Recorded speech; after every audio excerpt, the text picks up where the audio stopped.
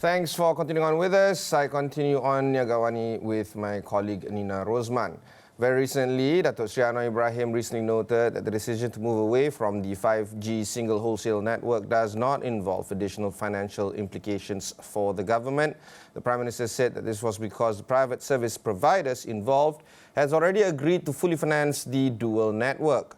Anwar also told Dewan Rakyat yesterday that the decision to transition to a dual wholesale network was to break the monopoly by DNB, or Digital National Berhad, and provide more options to the public. There's a lot that needs to be unpacked here because we know that this is a conversation that is ongoing. So joining us is a person that has been covering this for quite a bit, Alex Wong, the founder of soyachinchow.com. Alex, let's start off with the top line here.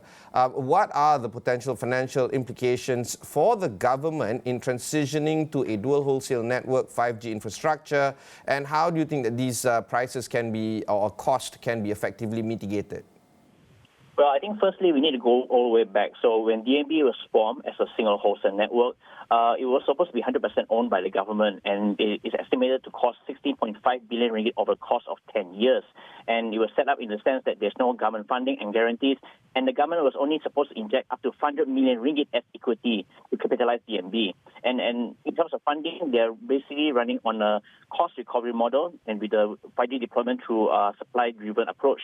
However, recently with the adoption rate of just 1%, according to GSMA intelligence, that's raised concern because DNB is supposed to be running based on the wholesale agreement access that's used by the telcos. In the same time, they also need to raise funds through the equity deal. And as we've seen earlier, a couple of weeks back, a couple of partners such as TM and SecondDG have announced that they've terminated the share subscription agreement. So the biggest question is right now is, can DNB sustain at the moment? Can they continue to run? And especially, can they achieve the new accelerated target to achieve 80% of 5G population coverage by the end of this year, which is 1 year ahead of schedule?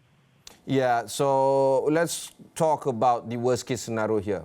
Let's just assume that everything is okay and DNB can manage the financial implications and liabilities that they need to meet. But what if they could not meet these kind of financial implications? Do you feel that these possibilities are there in the air? And what will happen then to DNB, assuming that the financial liabilities can't be met?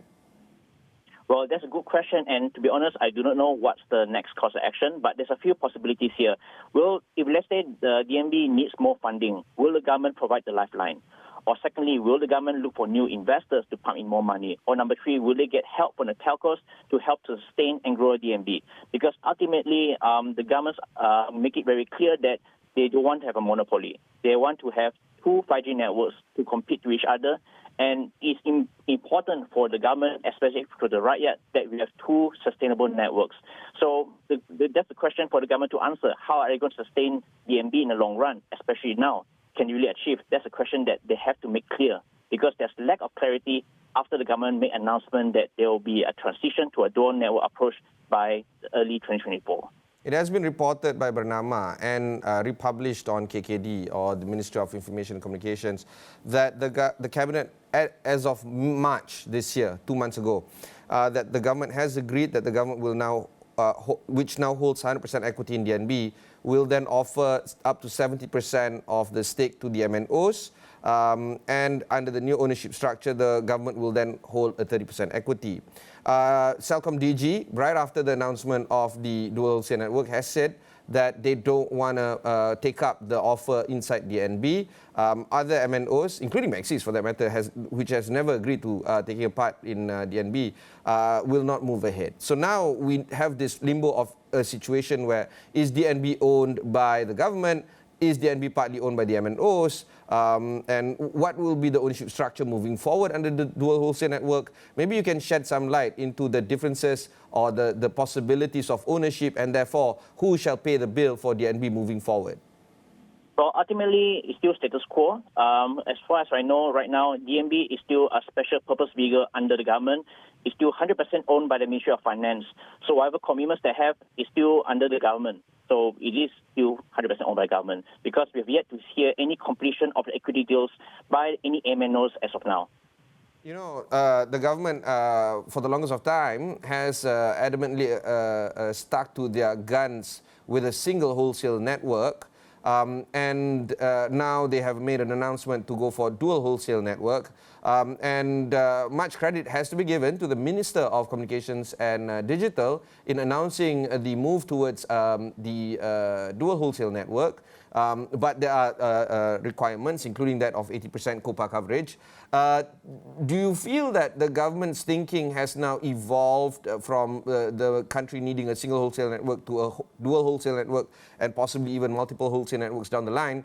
What went into the government's thinking? Is it public pressure? Is it that they just realized that it's important to have not a monopoly? Why the change of stance? Okay, I think firstly, you need to clarify that the transition is not to a dual wholesale network. According to KKD, officially, it's a dual network. Whether it's a wholesale or not, that's yet to be determined. Well, I think if we look around global practices, there is no successful single wholesale network approach for a nationwide 5G coverage. If you look at the US or the successful deployment of 5G, if you look at them, most of the deployments are done through infrastructure competition. There's at least 2 or 3 5G networks rolling out. And I think the government understands that there is a risk if we continue with a single wholesale network. And to avoid that possible risk, the best way approach is to have a competition, environment where there's infrastructure competition. So hence they look towards a dual network approach. And if we look at the current rollout by DNB, yes, they can have coverage that's quite fast. Right now it's 59.5%. But looking at the adoption rate, it's still very low. As mentioned by GSM Intelligence, Malaysia's adoption rate is just 1% as of end of last year, just 1 year after rolling out. And we are far behind other countries like Thailand, Indonesia, Singapore, and the Philippines. One has to be said that not everyone needs 5G, but there is this red line that the government is drawing that 80% coverage must be met before we go into the setup of the second wholesale network.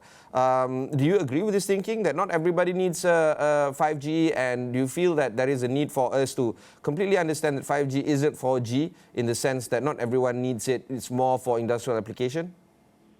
Yes, so essentially 5G is more than just having faster speeds.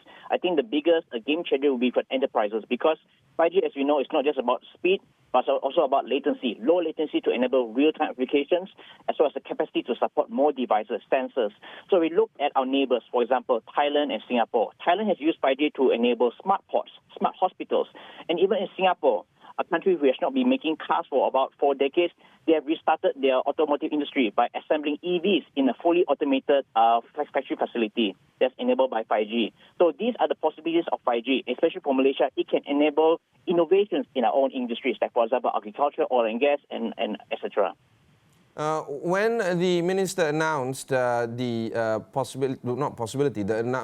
move towards a second wholesale network, he also announced a 5G task force to ensure smooth transition towards dual network model in Malaysia. AWANI carried that news. Surya Chinchau carried that news. But not the details on the task force that will be chaired by the Chief Secretary of the Treasury and the SecGen of the Communications and Digital Ministry have not been heard since. Do you feel that this task force is in the making? Are they formed? Are they doing work? What updates can we bring when it comes to this particular task force on the transition towards dual wholesale network? Well, your guess is as good as mine. So we have no clarity on what this task force is going to be doing. Because, like I said, right, a few things right now is still the status quo still remains. Number one, the government has not rescinded the ministerial order to allocate all spectrum to DNB. If let's say we want to have a new second 5G network to be up and running by January, there should be a transition phase in terms of spectrum. It can't be done overnight. And secondly is the revocation of the technology neutrality for spectrum, which prevents telcos from using their spectrum to roll out 5G. That's not being reversed yet. So as far as we can see right now, nothing has changed until we get more clarity from the government. And there's also that whole notion of how the NB will be privatized after it reaches the 80% 5G population coverage.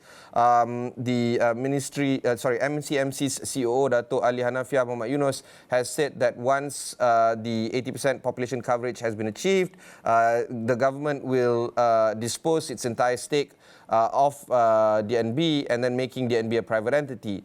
Do you feel that this is a fair move considering that the taxpayers' money has been spent for DNB, and whatever fundraising programs that DNB wanted to take did not take off. Where is the clarity, or I guess the fairness in terms of DNB being taken private? Well, it all depends on what's the situation like when the government decides to exit. Because the whole idea was that when DAB is created, the government's going to only input 500 million ringgit as equity capital. So the plan was to build up DNB. So at one point, I think in the next couple or 3 or 4 years, it could be evaluated much higher, possibly 10 or 15 billion ringgit. That was the original plan.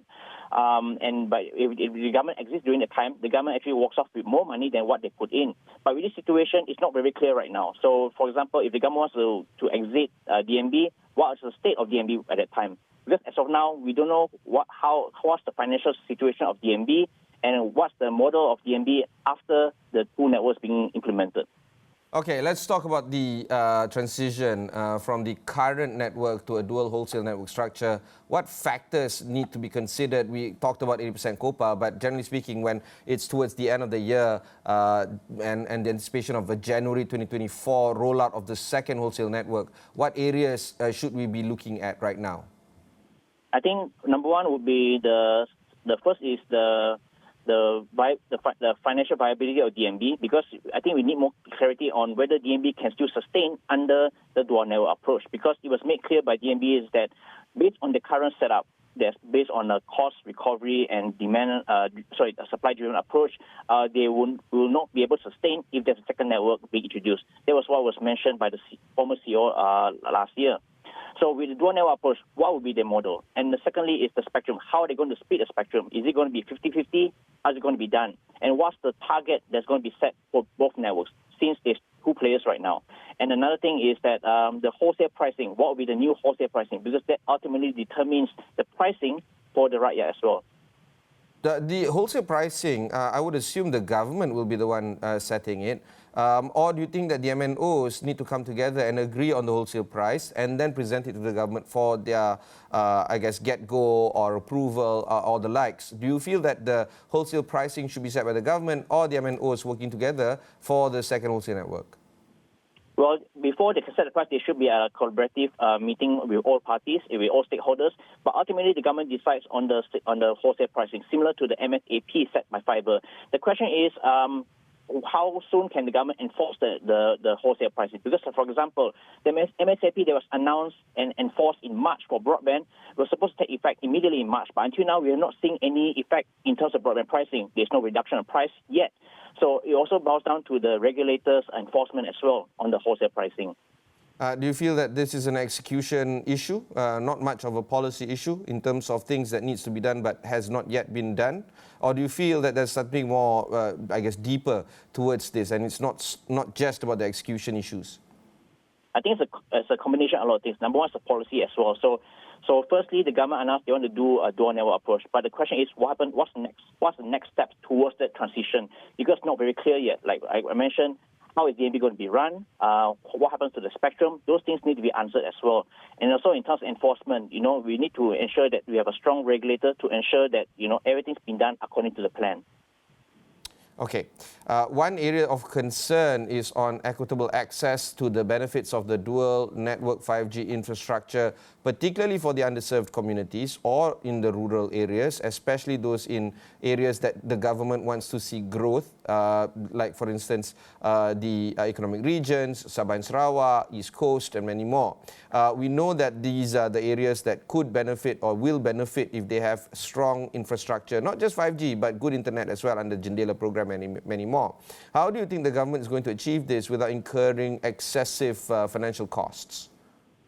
I think we also need to look in terms of the technology aspect of things, because one of the crucial available spectrum is 700 megahertz. So initially, 700 megahertz is seen as like a game changer for 4G, because as you know, when it comes to rural areas, it's very not very cost feasible to install more towers, and 700 megahertz is seen as a better solution because you have wider coverage with that. But as of now, 700 megahertz is only used exclusively for 5G.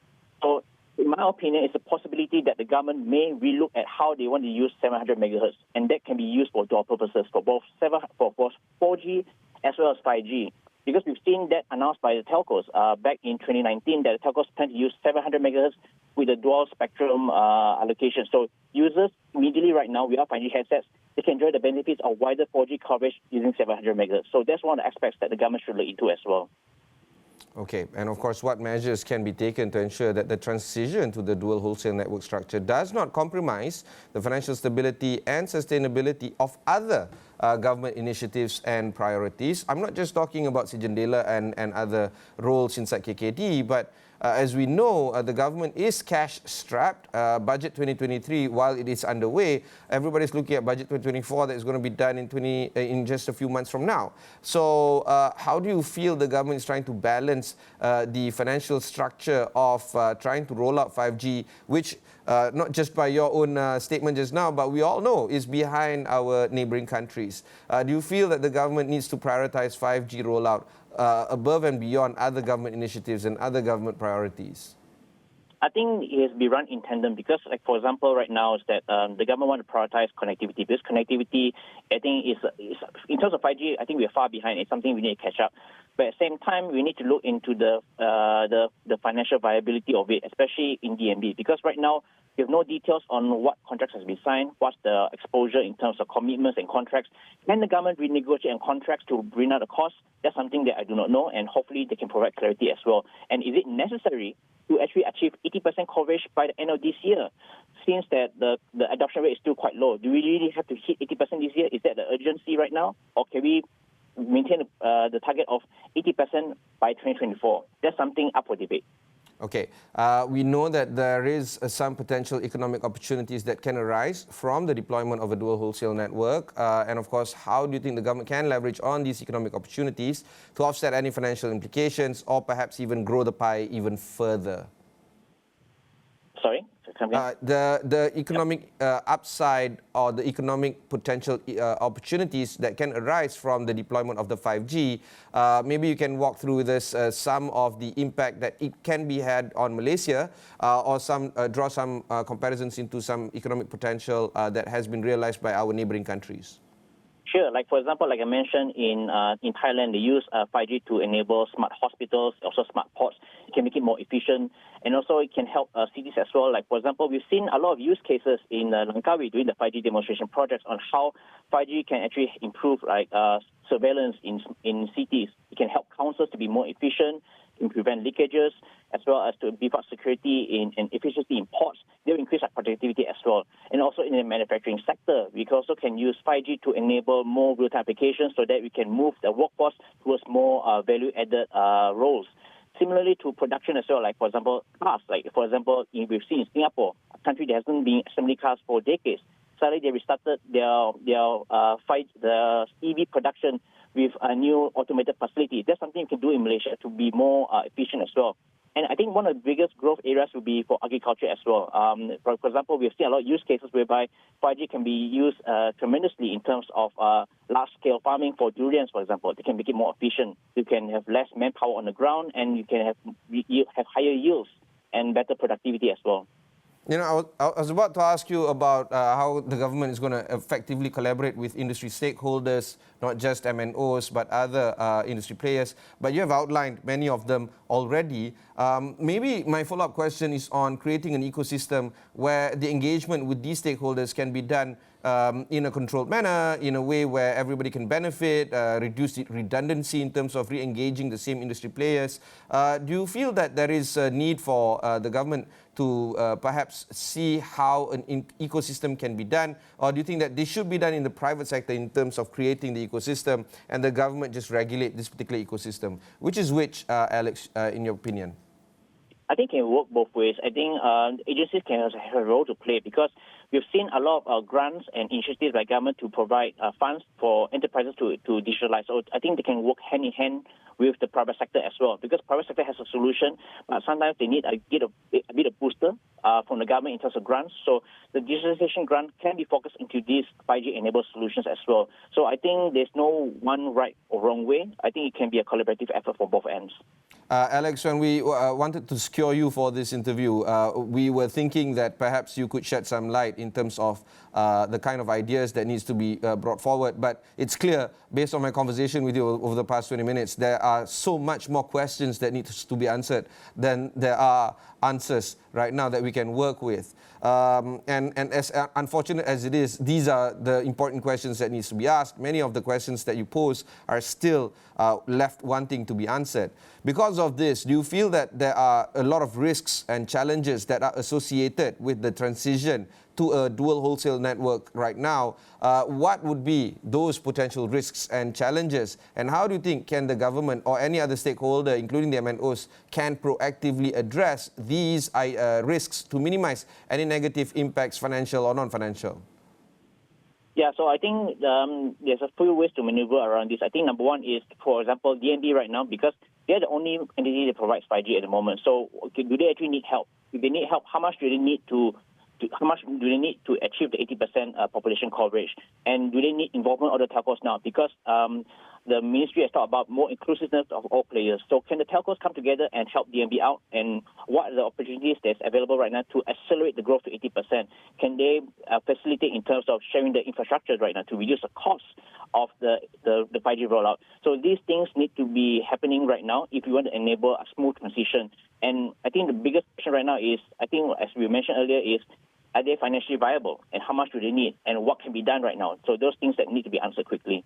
The Edge has reported this morning that to avoid repeating history, Prime Minister Datuk Seri Anwar Ibrahim has said that the MCMC's regulatory framework and role needs to be strengthened to ensure good coverage and quality for Malaysia's 5G network. Anwar continued on saying that the MCMC has begun the process of reviewing and improving existing regulatory instruments, including amendments to the quality of service mandatory standards, which, among others, set the minimum mobile speed of mobile broadband at 2.5 megabits per second. These kind of I guess improvements towards policy and operational integrity is essential, but I feel that this is a lot of hindsight involved. Do you laud this kind of movements made by the government and Anwar, or do you feel that more of these kind of controls and measures and oversight needs to be implemented and executed in order for us to not have this debacle yet again? Yes, it's timely because when the MCMC introduced the revised mandatory standard of quality of service, I think it was back in 2018, 2019. We were also surprised, like, why is the minimum standard set so low, knowing that 5G is just around the corner? So there's a few ways. Number one is the government needs to, to relook into policy to make sure they're up to date. At the same time, that the MCMC must be strict in terms of enforcement and to ensure that 5G is rolled out according to plan and it is according to the standards that's been set by the government and the industry as well. So it's high time that we need to relook to this framework and to ensure that's up to date, at least with global standards. Final word, Alex, before we conclude our conversation today. Do you feel that we are heading in the right direction, or do you feel that we are still heading in uncertain areas right now? I think the top line is that towards a competitive infrastructure model, I think it's great to pursue towards a dual network. But the biggest concern right now is the current road to 80%, the transition phase. What happens next? How do we achieve that? Because we have less than 7 months left.